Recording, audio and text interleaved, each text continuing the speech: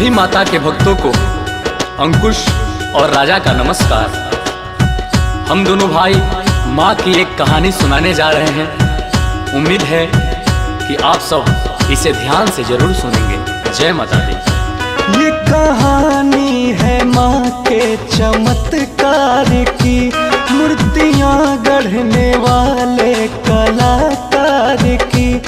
गाँव का रहने वाला एक भोला कुम्हार, मूर्तियों का किया करता था कारोबार। देवताओं की गढ़ करके वो मूर्तियाँ फूंक देता था वो प्यारे रंगों से। जाके बाजार फिर बेच आता था वो, जीवन यापन के लायक कमाता था वो। भक्ति में लीन दुर्गा की रहता था वो, दुख गरीबी का हालांकि सहता था वो। माँ से उसको मगर कुछ शिकायत न थी, धन मिले पद मिले ऐसी नीयत न थी। उसकी पत्नी थी गुणवान और नेक थी, ये समझिए कि वो लाखों में एक थी। छोटा व्यापार था पर न थे वो दुखी, मूर्तियाँ बेच कर थे वो दोनों सुखी। एक 9 माह का प्यारा बच्चा भी था, गोरा सुंदर व सेहत से अच्छा भी था। जान बच्चे में उन दोनों की थी बसी, उसकी सूरत थी आँखों में उनके धसी। दोनों खुशहाल थे दिन गुजरते रहे, भक्ति माँ दुर्गा की दोनों करते रहे। सच्चे भक्तों की लेती परीक्षा है माँ, डाल कर दुख में करती समीक्षा है माँ। एक दिन माँ के मंदिर से आकर के वो मूर्तियों खातिर मिट्टी भिंगा करके वो दोनों पाँवों से अपने लगा रोदने, ताकि मूर्ति के गढ़ने के लायक बने। व्यस्त पत्नी भी खाना बनाने में थी, धर्म पत्नी का अपने निभाने में थी। आगे क्या होगा इसका ना आभास था, बच्चा सोया हुआ था वहीं पास था। नींद टूटी अचानक तो चलने लगा, और गिर गिर के थोड़ा संभलने लगा। रोदता मिट्टी उसका पिता था जहाँ, रेंगता रेंगता बच्चा पहुँचा वहाँ। माँ की धुन में था खोया हुआ वो कुम्हार, कर रहा था वो माँ दुर्गा की जय जयकार। पास अपने पिता के सरकते हुए आ गया बच्चा हंसते हुमकते हुए। और बढ़ता गया और बढ़ता गया, मिट्टी पे धीरे धीरे वो चढ़ता गया। बाप का पाँव तो तेज था चल रहा, रौद कर मिट्टी तेजी से था मल रहा। पाँव के नीचे वो बच्चा भी आ गया, बाप छाती पे बच्चे के चढ़ता गया। मिट्टी में सान डाला उसे रौंद कर, खून से हो गई लाल मिट्टी मगर। मर गया बेटा उसको पता न चला, एक कोमल बदन मिट्टी ही बन गया।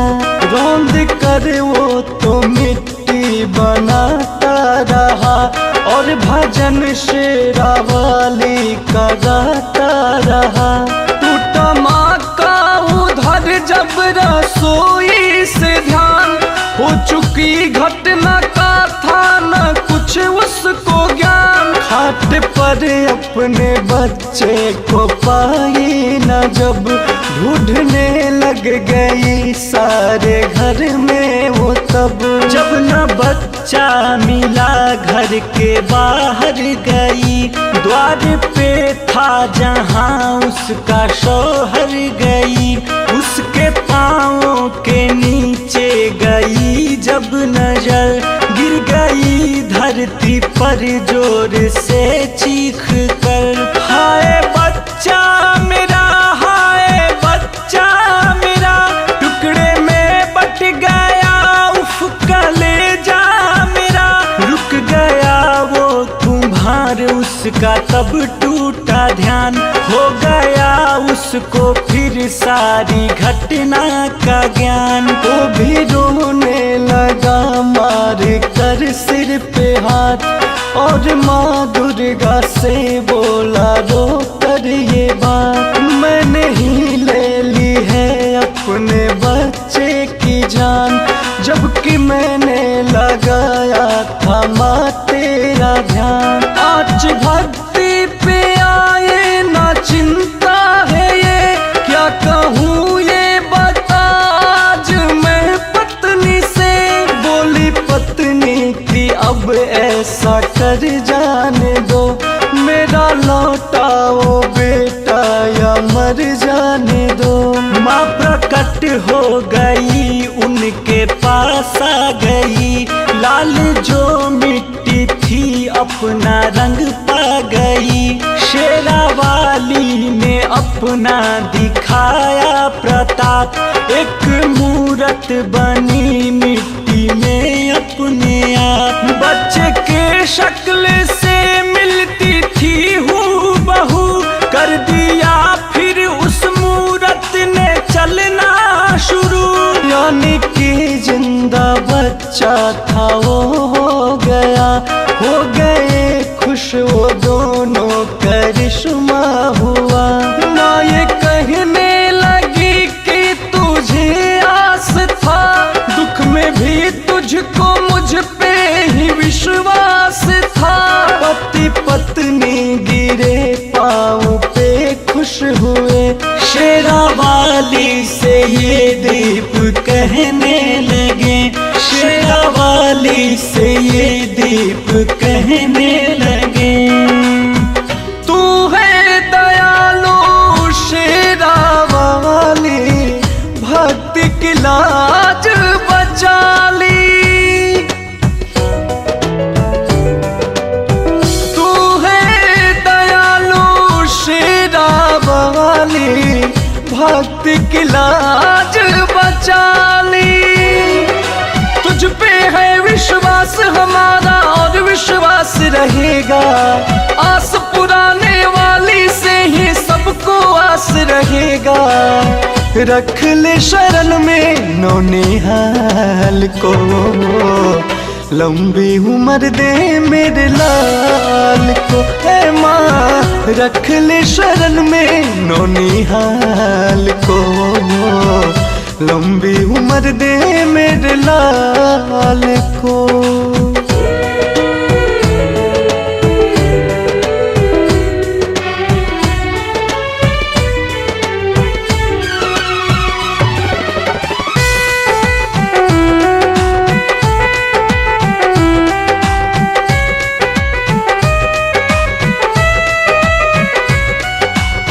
हम हैं मैया भक्त तुम्हारे, आते रहेंगे तेरे द्वारे।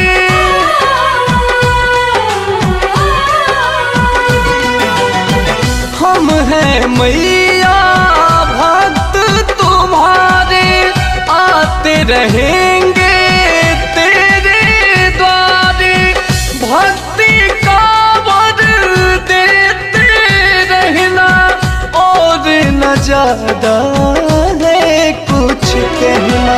हम हैं तेरी शरणों में मैया, बेटा भी है शरण में। हमें हारने मत देना तुम जीवन के इस रण में।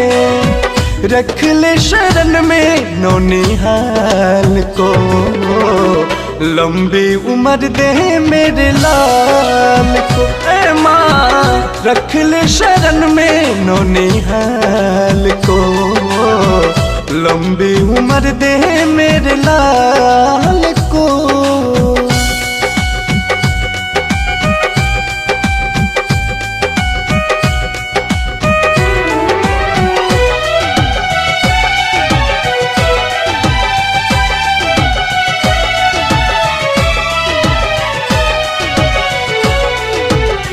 बहुत दयालु बहुत निराली तुम हो, अद्भुत शक्ति वाली।